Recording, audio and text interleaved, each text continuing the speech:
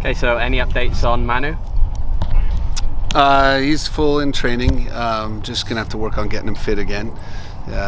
Today was actually a pretty hard day for somebody to have their first session, but he did really well. So we'll see how he responds tomorrow.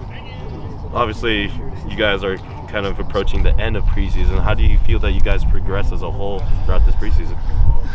Really well. I think we are. I just was talking with the medical staff. We're, I want to say 30% less soft tissue complaints than we had last year at this time. We did have Niles' injury, but it wasn't really related to preseason. It's kind of a long-term issue that he's been dealing with. So I think physically the guys have done a really good job.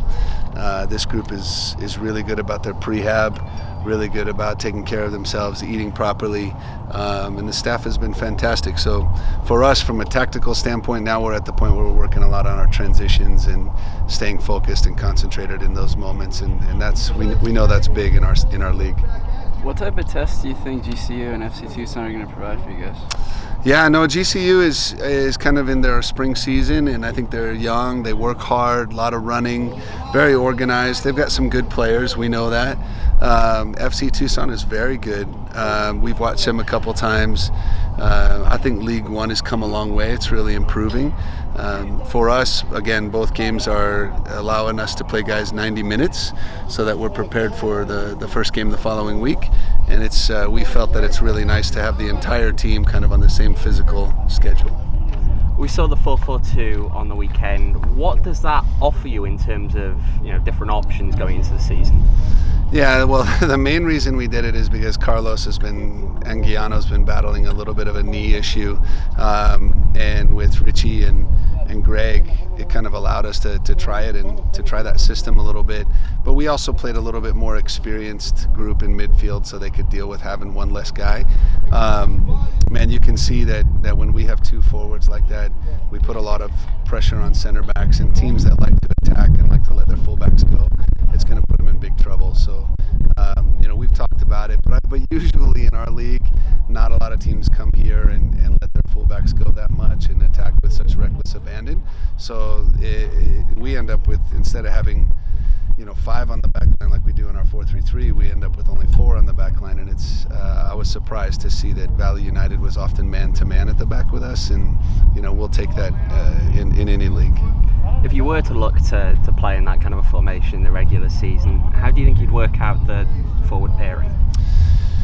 Well, you don't want to have two forwards that are the exact same generally in a 4-4-2, and I think Claudio brings kind of a target hold-up play, but so does Richy, just a little bit different in his style, and I thought Richy and Greg really paired extremely well together. Greg's been fantastic in preseason. The only thing he hasn't had a chance is to play as a single 9 by himself really with the first group, so we'll probably give that a run just to see what it looks like, and I'm happy with all 3 of them. They're very good. We've scored a lot of goals for preseason, and I think it's because of a lot of the work that those guys are doing. A big part of the last 2 preseason games was the set pieces. How do you assess how you guys done in that aspect of the game? Like I said, I think if we wanted to, we could put a team on the field of every player over 6 foot. We know we're big. We know we're powerful. That's by design. We've got a lot of speed, and if we're good in transition and we're creating goal-scoring opportunities, that'll force teams to sit back deep. And now we've got some big target guys that, and we've always felt that if you get teams that are in a really low block against us, well, if we could get 15 or 20 corner kicks a game, we're going to be really dangerous on corners, and that's kind of been something that's developed over the last few years. You kind of hinted at it, but what do you think Richy provides to the team that you guys didn't? He's very powerful, very, very strong, surprisingly quick for his size, and he can really strike a ball, and his left foot is extremely lethal. Very, very good with his back to goal. You can see when he was playing in Africa, he was used to having defenders kind of climb all over him and really aggressive, and he's really stepping in and doing well. It's going to take time. Coming from the leagues he's played in, he's in a whole new culture. I think he told me that when he got to the apartment, it was the first time in his life that he had a cable TV in his bedroom. So, his experience right now is kind of culture shock, but he's really he's watching everybody else. He's learning. He's doing the best that he can, and I'm really happy for him. Speaking of Richmond, how do you exactly go about identifying players like that to bring in the first place? We have a couple of scouts and agents that we work with in Africa. Obviously, with Solo Asante being here, we have a relationship with some people down there. There's a club, the Accra Lions, has a guy that's from the Portland Timbers that's working there, and I've known him for years. And so it's kind of I guess you would say, an untapped market from USL perspective. So we have, I've worked to build a network all over the world as best I can. So if we're ever looking for players, we get calls from everywhere. You'd be surprised. Given the costs of, I guess, flying them in here if you wanted to actually see them, especially in a USL context, right? How do you balance that kind of risk and reward with recruiting like that? Well, I think in world football, you're not able to really fly people in for trials very often. It just doesn't happen. You kind of have to go scout and watch them or get eyes on them. There's 2 or 3 different platforms, Instat, Y-Scout, these different systems where they have every game ever played. And for me it was difficult, but we were able to find games that Richmond had played in.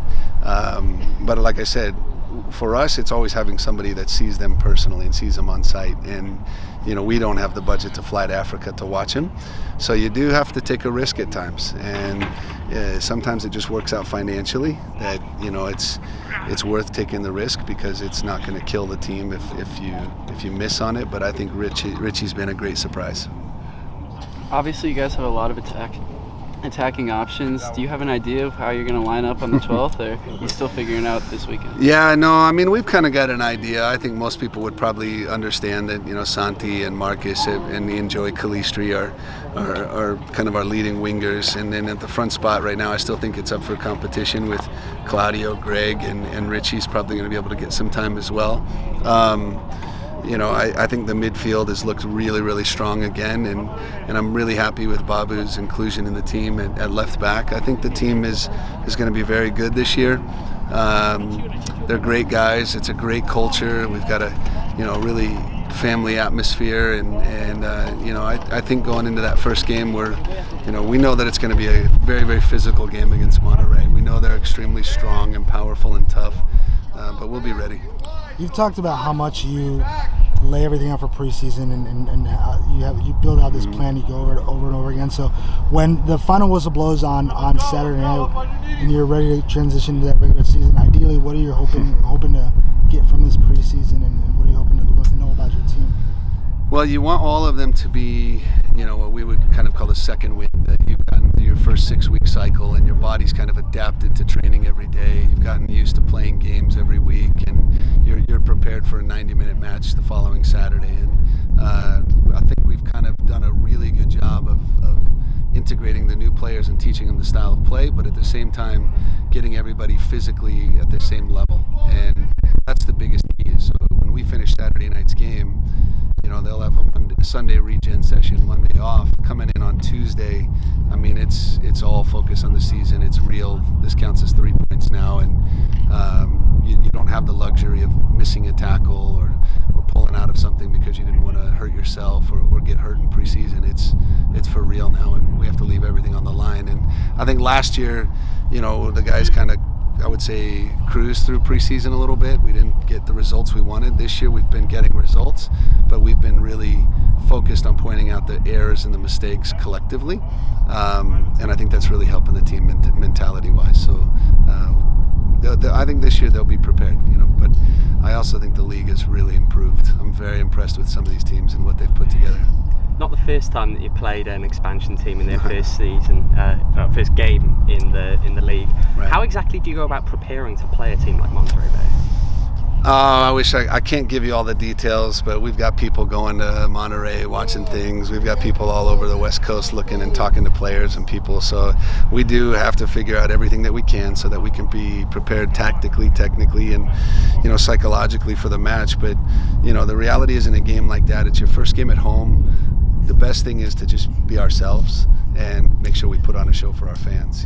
Hopefully we'll have 7,000 or 8,000 people out here. It'll be rocking, a great atmosphere. Our guys are going to want to score goals, and they're going to want to make the fans happy. And that it doesn't matter who we're playing. Has there been any progress on looking for a fourth centre back?